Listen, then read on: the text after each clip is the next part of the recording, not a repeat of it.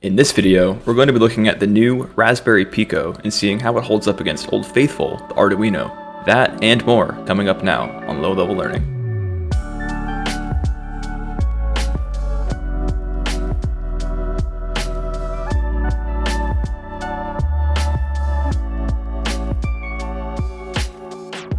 The Arduino hosts an Atmega 328P processor based on the AVR architecture. Single-threaded at 32 MHz, 328P has 32K of flash memory for program storage, 2K SRAM for runtime memory, 32 GPIO lines, 1 SPI flash channel, 1 UART channel, all for around $23.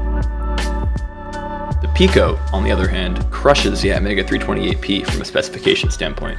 Based on the ARM Cortex-M0 Plus architecture, the Pico hosts a 2-core, 133 MHz processor, 2 MB of RAM, 26 KB of SRAM, 30 GPIO lines, 2 SPI channels, 2 UART channels, 4 timers, a real-time counter, direct memory access peripherals, and the list goes on, all for the low price of $4.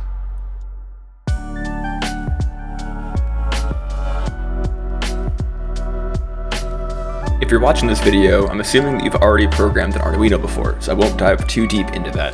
As most of us know, the Arduino IDE lets us use code in C, using the Arduino programming interfaces and programming it directly to the board. Pretty simple. The Pico is surprisingly robust. Able to run compiled C using the Pico SDK or MicroPython, the Pico provides a vast range of complexity depending on the design of your project or your experience level. To program the Pico, you simply hold down the button on the front to put it into programming mode, plug it back into your computer, and you'll be able to drop your program directly onto the device. It restarts and your program is running, and yes, that includes Python. One thing I will say is that the C++ software development kit uses CMake, which makes it more difficult to get started with if you're not experienced with C build chains. But once I figured out the CMake dependencies in the build process, it was really easy to code on. The header files that come with the Pico SDK, along with the insane amount of documentation, make accessing all the features of the Pico extremely easy. There's also a ton of example programs put out by Raspberry Pi on how to use almost every peripheral interface. The end result is really clean looking C, like this for the blink LED example.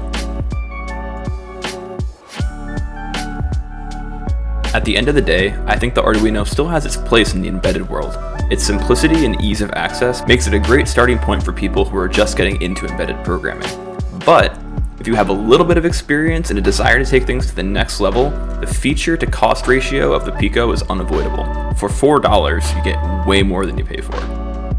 I'll be putting out tutorials on setting up a build environment for the Pico, writing some basic programs, and more, so hit subscribe if you want to be a part of that. Anyway, I hope this was informative. I had a lot of fun putting this together. Thanks for watching, hit subscribe, and I'll see you guys next time.